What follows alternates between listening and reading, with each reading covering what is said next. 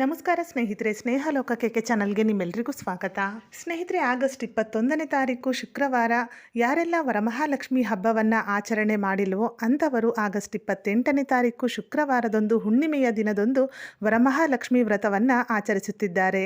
August 28ನೇ ತಾರೀಕು ಶುಕ್ರವಾರದಂದು ವರಮಹಾಲಕ್ಷ್ಮಿ ವ್ರತವನ್ನು ಆಚರಿಸುವವರು ಯಾವ ಸಮಯದಲ್ಲಿ ಪೂಜೆ ಮಾಡಬೇಕು, ಶುಭ ಮುಹೂರ್ತಗಳು ಯಾವುವು, ಕಳಸ ಸ್ಥಾಪನೆಯಿಂದ ವಿಸರ್ಜನೆಯವರೆಗೂ ಪೂಜಾ ವಿಧಾನವನ್ನು ಇವತ್ತಿನ ಈ ವಿಡಿಯೋದಲ್ಲಿ ತಿಳಿಯೋಣ ಸ್ನೇಹಿತರೆ, ಅದಕ್ಕಿಂತ ಮುಂಚೆ ನೀವು ಇನ್ನೂ ನನ್ನ ಚಾನಲ್ನ ಸಬ್ಸ್ಕ್ರೈಬ್ ಮಾಡ್ಕೊಂಡಿಲ್ಲ ಅಂದರೆ ದಯವಿಟ್ಟು ಸಬ್ಸ್ಕ್ರೈಬ್ ಮಾಡ್ಕೊಳ್ಳಿ, ತಪ್ಪದೆ ಬೆಲ್ಲೈಕನನ್ನು ಕೂಡ ಕ್ಲಿಕ್ ಮಾಡಿ. ಆಗಸ್ಟ್ 28ನೇ ತಾರೀಕು ನೂಲು ಹುಣ್ಣಿಮೆಯನ್ನು ಆಚರಣೆ ಮಾಡ್ತೀವಿ. ಹುಣ್ಣಿಮೆ ತಿಥಿ ಪ್ರಾರಂಭ ಮತ್ತು ಅಂತ್ಯವನ್ನು ನೋಡುವುದಾದರೆ ಹುಣ್ಣಿಮೆ ತಿಥಿ ಪ್ರಾರಂಭವಾಗುವುದು ಆಗಸ್ಟ್ 27ನೇ ತಾರೀಕು ಗುರುವಾರ ಬೆಳಗ್ಗೆ 9:08 ಪ್ರಾರಂಭವಾಗಿ ಹುಣ್ಣಿಮೆ ತಿಥಿ ಅಂತ್ಯವಾಗುವುದು ಆಗಸ್ಟ್ 28ನೇ ತಾರೀಕು ಗುರುವಾರ ಬೆಳಗ್ಗೆ 9:48. ಇನ್ನು ಪೂಜೆಗೆ ಶುಭ ಸಮಯವನ್ನು ನೋಡುವುದಾದರೆ ಹುಣ್ಣಿಮೆ ತಿಥಿಯಲ್ಲೇ ನೀವು ಲಕ್ಷ್ಮೀ ಪೂಜೆಯನ್ನು ಮಾಡ್ತೀವಿ ಅಂದರೆ ಹುಣ್ಣಿಮೆ ತಿಥಿಯಲ್ಲಿ ಮಾಡುವವರು ಬೆಳಿಗ್ಗೆ ಬ್ರಾಹ್ಮಿ ಮುಹೂರ್ತದಲ್ಲಿ ಆದಷ್ಟು ಪೂಜೆ ಮಾಡಿ, ಇಲ್ಲಾಂದರೆ 9:48 ಒಳಗೆ ನೀವು ಪೂಜೆ ಮಾಡಿ. ಏಕೆಂದರೆ 9:48 ಹುಣ್ಣಿಮೆ ತಿಥಿ ಅಂತ್ಯ ಆಗೋದ್ರಿಂದ 9 ಗಂಟೆಯ ಒಳಗೆ ಈ ಒಂದು ಪೂಜೆಯನ್ನು ನೆರವೇರಿಸಿ. ಈ ದಿನ ರಾಹುಕಾಲವು ಬೆಳಗ್ಗೆ 10:30ದಿಂದ 12 ಗಂಟೆಯವರೆಗೂ ಇರುತ್ತದೆ. ಈ ಸಮಯದಲ್ಲಿ ಲಕ್ಷ್ಮೀ ಪೂಜೆಯನ್ನು ಮಾಡಬಾರದು. ಹುಣ್ಣಿಮೆ ತಿಥಿಯಲ್ಲಿ ಪೂಜೆ ಮಾಡುವವರು ಬೆಳಗ್ಗೆ 9:48 ಒಳಗೆ ಪೂಜೆ ಮಾಡಿ, ಇಲ್ಲಾಂದರೆ ಆ ಸಮಯದಲ್ಲಿ ಪೂಜೆ ಮಾಡಲು ಸಾಧ್ಯವಾಗದವರು ಗೋಧೂಳಿ ಸಮಯ ಅಂದರೆ ಗೋವುಗಳು ಮನೆಗೆ ಬರುವಂತಹ ಸಮಯ. ಈ ಸಮಯದಲ್ಲಿ ಲಕ್ಷ್ಮೀ ದೇವಿಯು ಮನೆಗೆ ಬರುತ್ತಾಳೆ ಎಂಬ ನಂಬಿಕೆ ಇದೆ. ಗೋಧೂಳಿ ಸಮಯದಲ್ಲೂ ಕೂಡ ನೀವು ವರಮಹಾಲಕ್ಷ್ಮಿ ವ್ರತವನ್ನು ಆಚರಿಸಬಹುದು. ಅಂದರೆ ಸಂಜೆಯ ಸಮಯ ಸಂಜೆ 5:30ದಿಂದ 7:30 ಸಮಯವಿರುತ್ತದೆ. ಈ ಸಮಯದಲ್ಲೂ ಕೂಡ ವರಮಹಾಲಕ್ಷ್ಮಿ ಪೂಜೆಯನ್ನು ಮಾಡಬಹುದು. ಇನ್ನು ವರಮಹಾಲಕ್ಷ್ಮಿ ಪೂಜಾ ವಿಧಾನವನ್ನು ನೋಡೋಣ. ಕೊನೆಯಲ್ಲಿ ವಿಸರ್ಜನೆಯನ್ನು ಯಾವಾಗ ಮಾಡಬೇಕು, ಯಾವ ಸಮಯದಲ್ಲಿ ಮಾಡಬೇಕು ಎಂಬ ಮಾಹಿತಿಯನ್ನು ಕೂಡ ತಿಳಿಯೋಣ. ಮೊದಲಿಗೆ ಪೂಜಾ ಸ್ಥಳವನ್ನು ಸ್ವಚ್ಛ ಮಾಡಿ ಪೂಜಾ ಸ್ಥಳದಲ್ಲಿ ಕಳಸವನ್ನು ಸ್ಥಾಪನೆ ಮಾಡಬೇಕು. ಮೊದಲಿಗೆ ಒಂದು ಪೀಠವನ್ನು ಸಿದ್ಧಪಡಿಸಿಕೊಂಡು ಪೀಠದ ಮೇಲೆ ಲಕ್ಷ್ಮಿಯ ಫೋಟೋ ಅಥವಾ ನಿಮ್ಮ ಮನೆಯಲ್ಲಿ ಲಕ್ಷ್ಮಿಯ ಫೋಟೋವಿದ್ದರೆ ಲಕ್ಷ್ಮಿಯ ಫೋಟೋವನ್ನು ಸ್ಥಾಪನೆ ಮಾಡಿ. ಫೋಟೋ ಇಲ್ಲ ಎನ್ನುವವರು ಕಳಸಕ್ಕೆ ಪೂಜೆ ಮಾಡಿದರೆ ಸಾಕು. ಕಳಸದಲ್ಲಿ ನಾವು ಲಕ್ಷ್ಮಿಯನ್ನು ಆವಾಹನೆ ಮಾಡಿ ಪೂಜೆ ಮಾಡೋದ್ರಿಂದ ಕಳಸವನ್ನೇ ಪೂಜೆ ಮಾಡಿದ್ರೆ ನಡೆಯುತ್ತೆ. ಫೋಟೋ ಇದ್ದರೆ ಫೋಟೋವನ್ನು ಸ್ಥಾಪನೆ ಮಾಡಿ. ಮೊದಲಿಗೆ ಫೋಟೋಗೆ ಅರಿಶಿನ, ಕುಂಕುಮ, ಶ್ರೀಗಂಧವನ್ನು ಅರ್ಪಿಸಿ ಕೆನ್ನೆಯ ಭಾಗಕ್ಕೆ ಅರಿಶಿನವನ್ನು ಹಚ್ಚಿ ಅಲಂಕಾರ ಮಾಡಿ ಹೂಗಳನ್ನು ಅರ್ಪಿಸಿ ನಂತರ ಫೋಟೋದ ಮುಂಭಾಗದಲ್ಲಿ ಕಳಸವನ್ನು ಸ್ಥಾಪನೆ ಮಾಡಿ.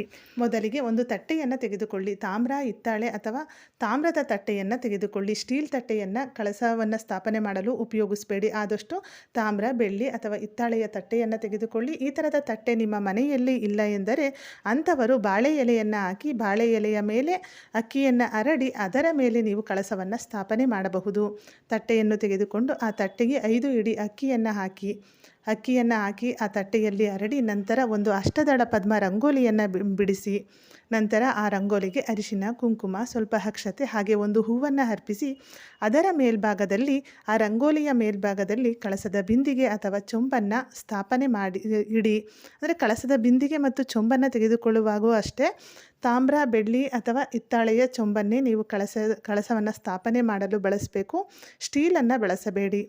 ಬಿಂದಿಗೆಯನ್ನು ಇಟ್ಟು ಬಿಂದಿಗೆಗೆ 3/4 ಭಾಗದಷ್ಟು ನೀರನ್ನು ಹಾಕಿ ನಂತರ ಆ ಬಿಂದಿಗೆಗೆ ಮಂಗಳಕರವಾದ ವಸ್ತುಗಳನ್ನು ಹಾಕಬೇಕು. ಅಂದರೆ ಸ್ವಲ್ಪ ಅರಿಶಿನ, ಕುಂಕುಮ, ಒಂದು ಹೂವು ಹಾಗೆ ಸ್ವಲ್ಪ ಅಕ್ಷತೆ, ಒಂದು ನಾಣ್ಯವನ್ನು ಹಾಕಿ ಇಷ್ಟು ಕಳಸದಲ್ಲಿ ಇರಲೇಬೇಕು. ಇದರ ಮೇಲ್ಪಟ್ಟು ನೀವು ಅರಿಶಿಣದ ಕೊಂಬನ್ನು ಹಾಕ್ಬೋದು, ಏಲಕ್ಕಿ ಹಾಗೆ ಕವಡೆ, ಗೋಮತಿ ಚಕ್ರ, ಕಮಲದ ಬೀಜ, ಡ್ರೈ ಫ್ರೂಟ್ಸು, ಲಾವಂಚ, ಬೆಳ್ಳಿ, ಬಂಗಾರ ಈ ಥರದ ವಸ್ತುಗಳನ್ನು ಕೂಡ ಕಳಸದಲ್ಲಿ ಹಾಕಬಹುದು. ನಂತರ ಚೊಂಬು ಅಥವಾ ಬಿಂದಿಗೆಯ ಬಾಯಿಗೆ 5 ವಿಳೆದೆಲೆ ಅಥವಾ 5 ಮಾವಿನ ಎಲೆಯನ್ನು ಇಡಿ. ನಂತರ ಒಂದು ತೆಂಗಿನಕಾಯಿಯನ್ನು ತೆಗೆದುಕೊಂಡು ಆ ತೆಂಗಿನಕಾಯಿಯನ್ನು ಅಲಂಕಾರ ಮಾಡಿ ಅಂದರೆ ಅರಿಶಿನವನ್ನು ಹಚ್ಚಿ ಅದಕ್ಕೆ ತಿಲಕವನ್ನು ಇಟ್ಟು ಆ ತೆಂಗಿನಕಾಯಿಯನ್ನು ವಿಳೆದೆಲೆ ಅಥವಾ ಮಾವಿನ ಎಲೆಯನ್ನು ಇಟ್ಟಿರ್ತೀರಲ್ಲ ಅದರ ಮಧ್ಯಭಾಗದಲ್ಲಿ ತೆಂಗಿನಕಾಯಿ ಜುಟ್ಟು ಮೇಲ್ಬರುವ ಹಾಗೆ ಇಟ್ಟು ಕಳಸವನ್ನು ಸ್ಥಾಪನೆ ಮಾಡಿ. ಇನ್ನು ಕಳಸಕ್ಕೆ ಸೀರೆ ಉಡಿಸುವುದಾದರೆ ಸೀರೆಯನ್ನು ಉಡಿಸಿ, ಇಲ್ಲಾಂದರೆ ಹಾಗೆ ನೀವು ಪೂಜೆ ಮಾಡ್ತೀವಿ ಅನ್ನೋದಾದರೆ ಕಳಸದ ಮುಂಭಾಗದಲ್ಲಿ ಸೀರೆಯನ್ನು ಒಂದು ತಟ್ಟೆಯಲ್ಲಿ ಇಟ್ಟು ಕೂಡ ಪೂಜೆ ಮಾಡಬಹುದು. ಕಳಸಕ್ಕೆ ಸೀರೆಯನ್ನು ಉಡಿಸಿ ಒಡವೆಗಳಿಂದ ಅಲಂಕಾರ ಮಾಡಿ. ನಿಮ್ಮ ಮನೆಯಲ್ಲಿ ಲಕ್ಷ್ಮಿಯ ಮುಖವಾಡವಿದ್ದರೆ ಆ ಮುಖವಾಡವನ್ನು ಸಹ ತೆಂಗಿನಕಾಯಿಗೆ ಜೋಡಿಸಿ. ಹಾಗೆ ಕಳಸದ ಕುತ್ತಿಗೆ ಭಾಗಕ್ಕೆ ಮಾಂಗಲ್ಯವನ್ನು ಕಟ್ಟಬೇಕು. ಕಳಸಕ್ಕೆ ಮಾಂಗಲ್ಯವನ್ನು ಕಟ್ಟಿ ಪೂಜೆ ಮಾಡಬೇಕು.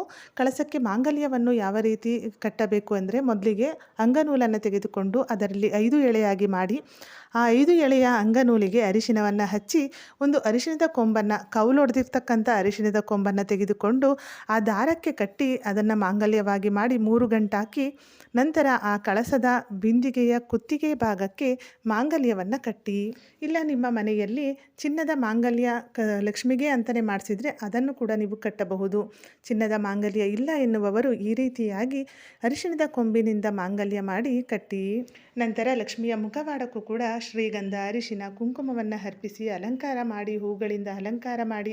ಲಕ್ಷ್ಮಿಗೆ ಪ್ರಿಯವಾದ ಹೂವು ಕಮಲದ ಹೂವು, ಮಲ್ಲಿಗೆ ಹೂವು, ಕೆಂಪು ಹೂವು, ಈ ರೀತಿ ಲಕ್ಷ್ಮಿಗೆ ಪ್ರಿಯವಾದ ಹೂಗಳಿಂದ ಲಕ್ಷ್ಮಿಯ ಕಳಸವನ್ನು ಅಲಂಕಾರ ಮಾಡಿ, ಲಕ್ಷ್ಮೀ ದೇವಿಯನ್ನು ಕಳಸದಲ್ಲಿ ಆವಾಹನೆ ಮಾಡಿ ಶ್ರದ್ಧಾ ಭಕ್ತಿಯಿಂದ ಪೂಜೆ ಮಾಡಿ 2 ದೀಪಗಳನ್ನು ಹಚ್ಚಿ ನೈವೇದ್ಯವಾಗಿ ಸಿಹಿ ತಿಂಡಿಗಳನ್ನು ಅರ್ಪಿಸಿ. ನೀವು ಏನು ಆ ದಿನ ವರಮಹಾಲಕ್ಷ್ಮಿ ಹಬ್ಬದ ದಿನ ಸಿಹಿ ತಿಂಡಿ ಮಾಡಿರ್ತೀರ, ಹೋಳಿಗೆ ಆಗಿರ್ಬೋದು, ಸಜ್ಜಿಗೆ ಆಗಿರ್ಬೋದು, ಈ ರೀತಿ ಏನು ತಿಂಡಿ ಮಾಡಿರ್ತೀರೋ ಆ ತಿಂಡಿಯನ್ನು ನೈವೇದ್ಯವಾಗಿ ಅರ್ಪಿಸಿ, ಜೊತೆಗೆ ರವೆ ಉಂಡೆ ಆಗಿರ್ಬೋದು, ಕಜ್ಜಾಯ, ಹಾಗೆ ನಿಪ್ಪಟ್ಟು, ಚಕ್ಲಿ, ಈ ರೀತಿಯಾಗೂ ಕೂಡ ಒಂದು ತಿಂಡಿಯನ್ನು ತಟ್ಟೆಯಲ್ಲಿ ಇಟ್ಟು ಲಕ್ಷ್ಮಿಯ ಮುಂಭಾಗದಲ್ಲಿ ಇಡಬಹುದು. ಹಾಗೆ ಒಂದು ತಟ್ಟೆಯಲ್ಲಿ 5 ಥರದ ಹಣ್ಣುಗಳು ಅಥವಾ 3 ಥರದ ಹಣ್ಣುಗಳನ್ನು ಇಟ್ಟು ಲಕ್ಷ್ಮಿಯ ಮುಂಭಾಗದಲ್ಲಿ ಇಡಿ.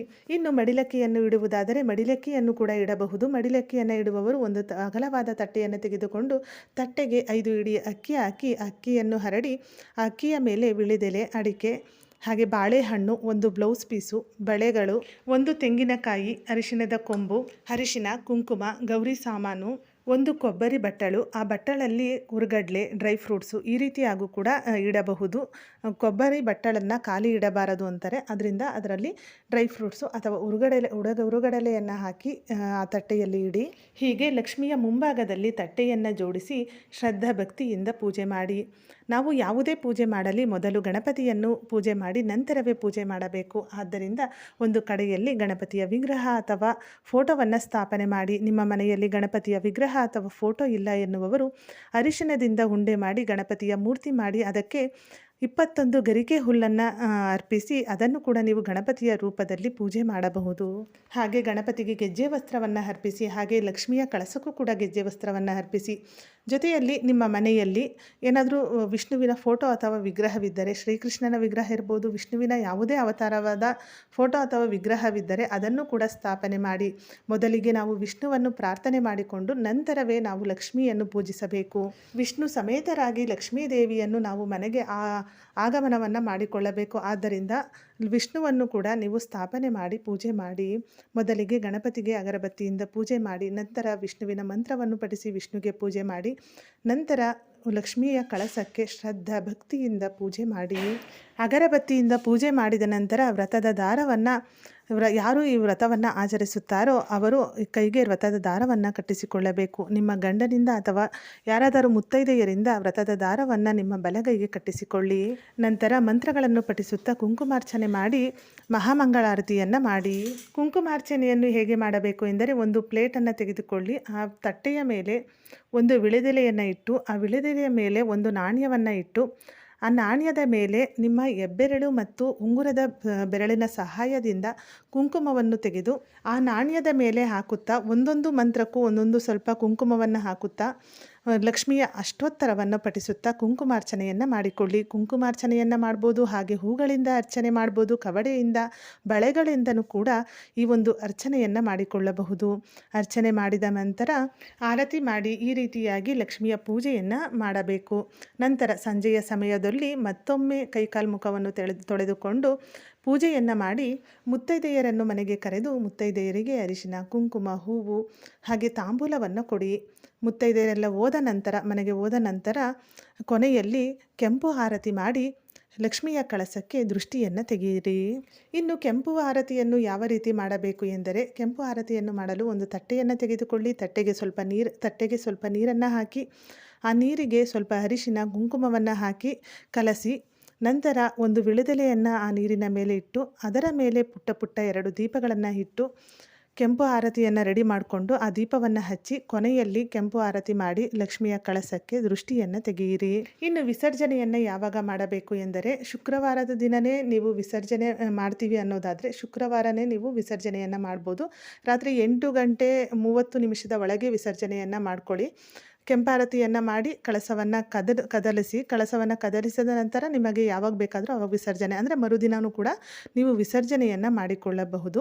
ಇಲ್ಲ ಶನಿವಾರ ಬೆಳಿಗ್ಗೆ ನೀವು ವಿಸರ್ಜನೆ ಮಾಡ್ತೀವಿ ಅಂದರೆ, 3 ಪೂಜೆಯ ನಂತರ ವಿಸರ್ಜನೆ ಮಾಡ್ತೀವಿ ಅಂದರೆ, ಶುಕ್ರವಾರ ಬೆಳಗ್ಗೆ ಪೂಜೆ ಮಾಡಿರ್ತೀರಾ, ಮತ್ತೊಮ್ಮೆ ಸಂಜೆ ಪೂಜೆ ಮಾಡ್ತೀರಾ, ಹಾಗೆ ಶನಿವಾರ ಬೆಳಿಗ್ಗೆ ಮತ್ತೊಮ್ಮೆ ಪೂಜೆ ಮಾಡಿ 3 ಪೂಜೆಗಳ ನಂತರ ನೀವು ವಿಸರ್ಜನೆ ಮಾಡ್ತೀವಿ ಅಂದರೆ 3 ಪೂಜೆಗಳ ನಂತರ ನೀವು ಕೆಂಪಾರತಿಯನ್ನು ಮಾಡಿ ಕಳಸವನ್ನು ಕದಲಿಸಬಹುದು ಶನಿವಾರ ಬೆಳಿಗ್ಗೆ.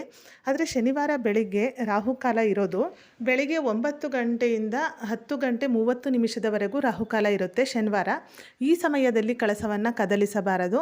9 ಗಂಟೆಯ ಒಳಗೆ ನೀವು ಕೆಂಪಾರತಿಯನ್ನು ಮಾಡಿಕೊಂಡು ಕಳಸವನ್ನು ಕದಲಿಸಿ ನಂತರ ನೀವು ಯಾವಾಗ ಬೇಕಾದರೂ ಆವಾಗ ವಿಸರ್ಜನೆಯನ್ನು ಮಾಡ್ಬೋದು. ಕಳಸ ಕದಲಿಸಿದ ತಕ್ಷಣ ವಿಸರ್ಜನೆ ಮಾಡಬಾರ್ದು. ಯಾಕಂದರೆ ಆವಾಗಿನ ದೀಪವನ್ನು ಹಚ್ಚಿ ಪೂಜೆಯನ್ನು ಮಾಡಿರ್ತೀರ. ದೀಪ ಎಲ್ಲ ತಣ್ಣಗಾದ ನಂತರ ನೀವು ವಿಸರ್ಜನೆಯನ್ನು ಮಾಡಿಕೊಳ್ಳಬಹುದು. ಸ್ನೇಹಿತರೆ, ಇವತ್ತಿನ ಈ ವಿಡಿಯೋ ತಮ್ಮೆಲ್ಲರಿಗೂ ಉಪಯೋಗ ಆಗಿದೆ ಅಂದ್ಕೊಂಡಿದ್ದೀನಿ. ಉಪಯುಕ್ತವಾಗಿದ್ದರೆ ವಿಡಿಯೋನ ಲೈಕ್ ಮಾಡಿ, ಹಾಗೆ ನಿಮ್ಮ ಫ್ರೆಂಡ್ಸ್ ಆ್ಯಂಡ್ ಫ್ಯಾಮಿಲಿಗೂ ಈ ವಿಡಿಯೋವನ್ನು ಶೇರ್ ಮಾಡಿ. ಇದೇ ಥರದ ಮತ್ತಷ್ಟು ಮಾಹಿತಿಗಾಗಿ ಸ್ನೇಹ ಲೋಕ ಚಾನಲ್ನ ಸಬ್ಸ್ಕ್ರೈಬ್ ಮಾಡಿಕೊಂಡು ಸಪೋರ್ಟ್ ಮಾಡಿ. ಕೊನೆ ತನಕ ವಿಡಿಯೋ ನೋಡಿದ ಎಲ್ಲರಿಗೂ ಧನ್ಯವಾದಗಳು. ಸರ್ವೇ ಜನ ಸುಖಿನೋ ಭವಂತು.